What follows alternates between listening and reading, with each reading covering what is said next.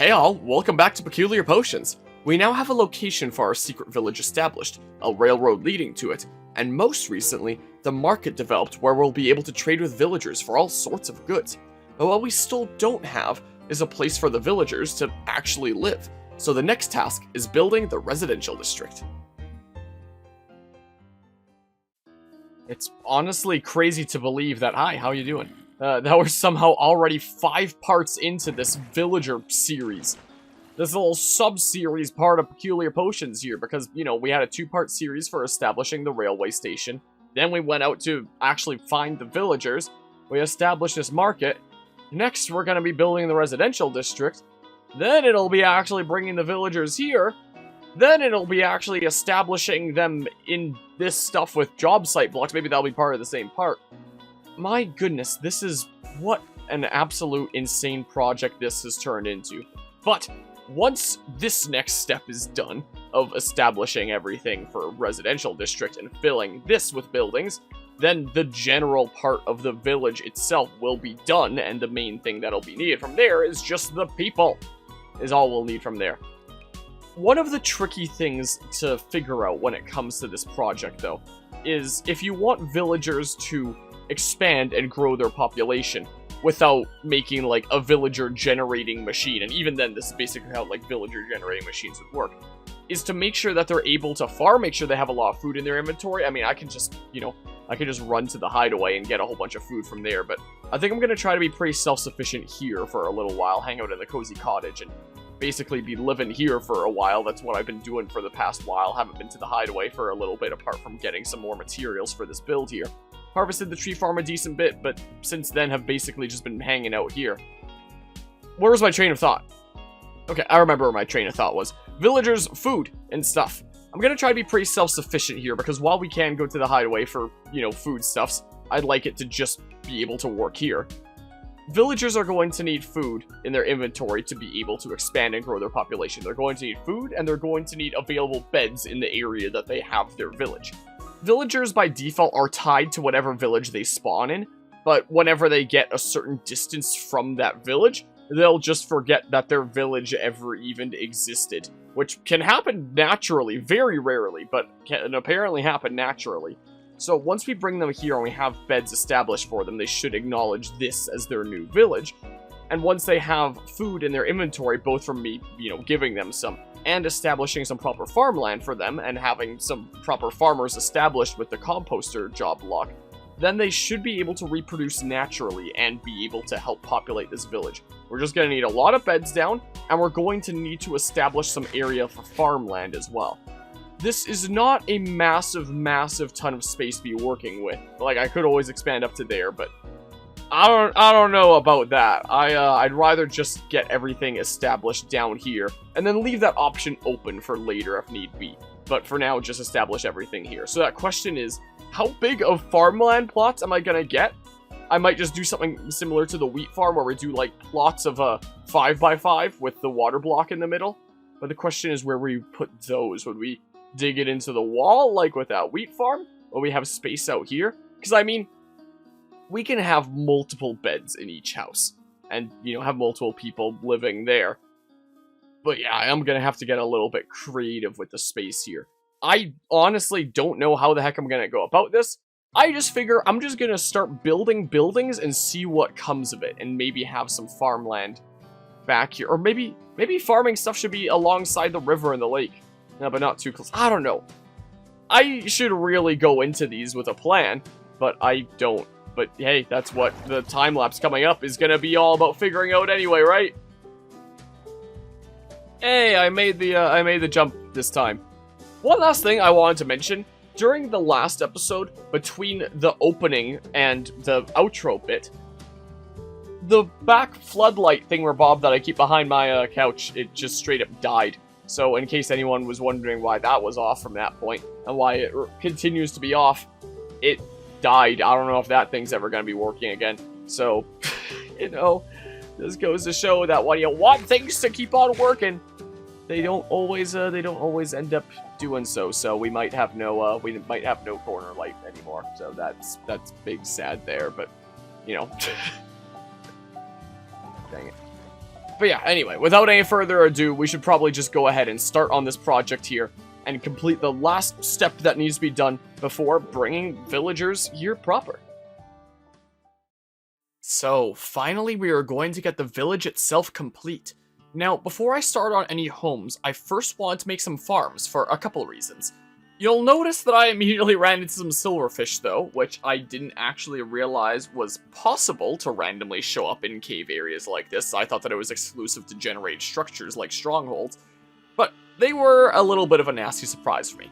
But anyway, starting out with farms. One of the main reasons why I wanted to do this was to make sure that there was plenty of land allocated where the farmers could be farming. Because for villagers to actually be able to reproduce and make new villagers, two conditions need to be met. One, there needs to be available beds where the new villagers can rest, and two, there needs to be available food in their inventory. They can't just do it if they're starving, which makes sense, they're being responsible parents, luckily.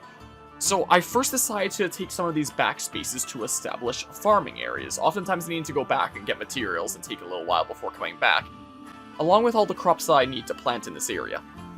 I figured this corner space could be a big collective farm area that would have several composters, several different people could be farming around here. But as I found out when I was placing down the crops, I remembered that you can't exactly place down crops at all if it's too dark, which meant that it was important to actually have a lot of hanging lanterns around this area. So whenever I found that I couldn't place crops on a particular tile, I would have to add another lantern and be able to add that there. So I messed around with these lanterns a little bit, wanting them to look a little bit irregular, not just all be at the same elevation level.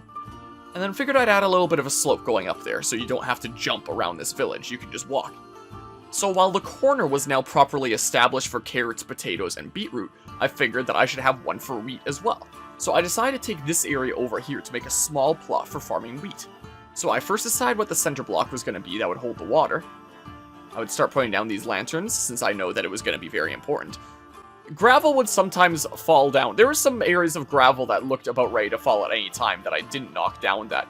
In hindsight, maybe I should have, because if it comes down at a really bad time, well, that would be a really bad time. So, here's hoping that that doesn't happen. So, I just got a single composter set up on this one, figuring that it was a smaller plot. And then I decided to start building the first place. This would be a quaint little farmer's home. It could presumably be the person that works on this field here. And I decided to go with birch for this first place. Of course, space was going to be limited throughout this whole build, since I had used already more than half the space on the Lake and Market project last time. There's not exactly a massive ton of space for homes, especially after I just took all that space for farmland. So, I would need to figure out how can I make this small while still fitting in several beds. I had 2 in my active inventory, but there was space for a third. So it was compact, but you could hold 3 villagers in this super tiny home. I wasn't exactly sure how I was going to go about this design here, so I fiddled around with a couple different ideas until I got something that looked passable, let's say. Again, I don't claim to be a master builder in Minecraft. I decided to add a little bit more land in front, so that it wasn't just like a sudden jump up to get into the home. So there was a little bit more of slope going down. At the very top, I thought that it looked a little bit strange with the exposed logs, and I decided to put some slabs on that. But then that didn't look all that great just jutting out themselves, so I had to connect it and made this weird eye formation. Next, I decided that I'd start working on a build over here. Here we had a decent bit of space in this corner in front of the big plot of farmland, and I decided that I would use spruce for this build here. I would place it right next to the pillar so it would be backed alongside the pillar, and that's something that I figured I could use for a few different builds in this project. And I'd already used during the market project.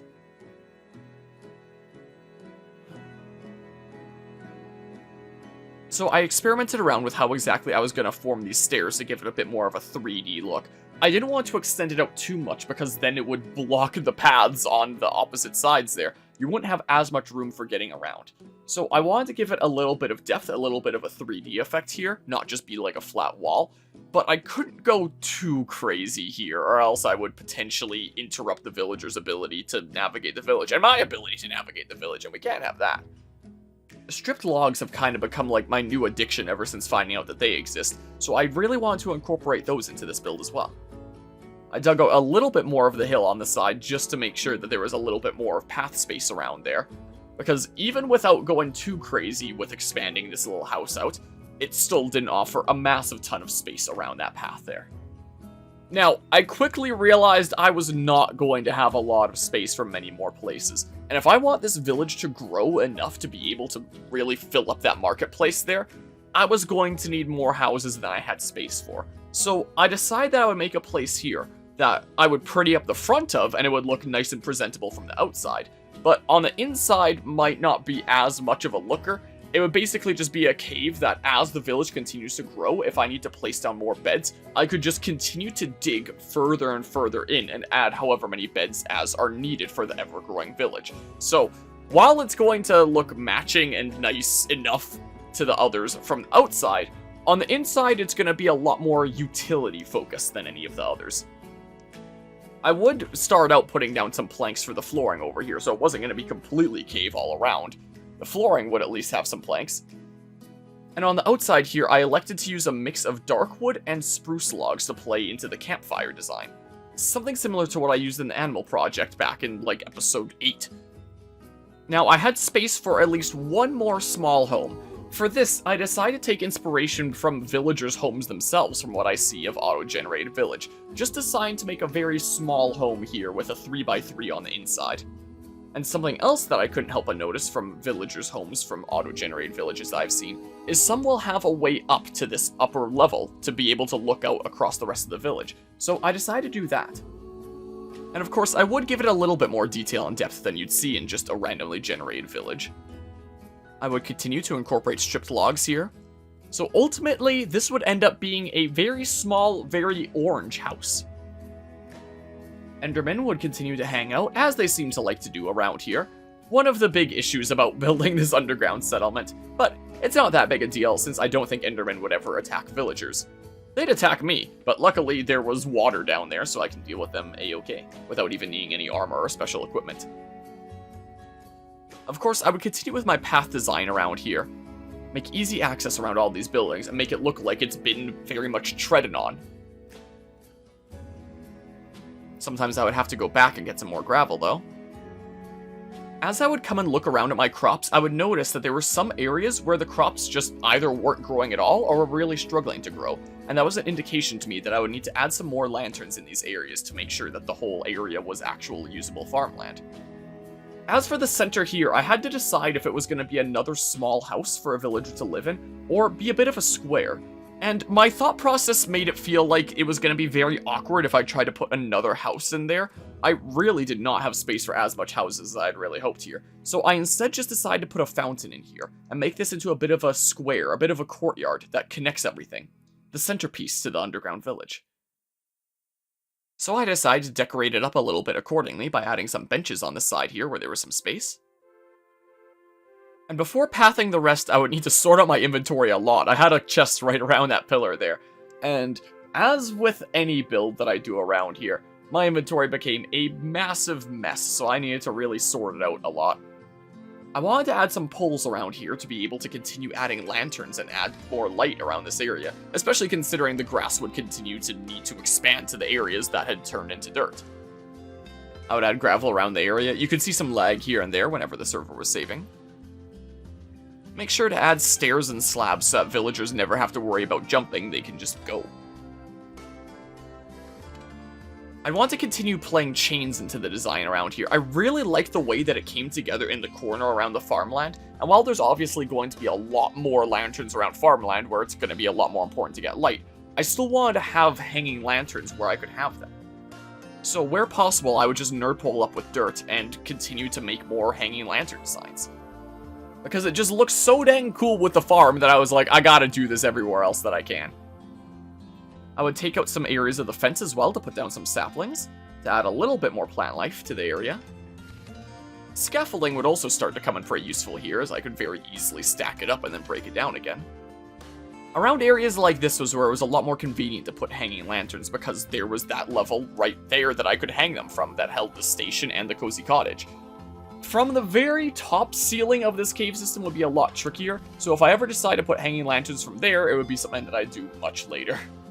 I also needed to add another small bridge over here so that, once again, villagers can get across without needing to jump. So there's now 2 small bridges going across this river. And just like that, the village build is pretty much done. I did add lots of saplings around the area as well after the build was complete, not showcased during the time lapse because some of them would grow, some of them wouldn't, and I basically just had to experiment around until they would properly grow. But I elected to play in a lot of acacia trees here, make it look very tropical and not like the kind of thing that you normally see around in Minecraft. We now have all our houses properly established on one side of the village, while we have the market established on the other side, the other wall here, separated by a courtyard to mark the center point of town. The village build was finally complete.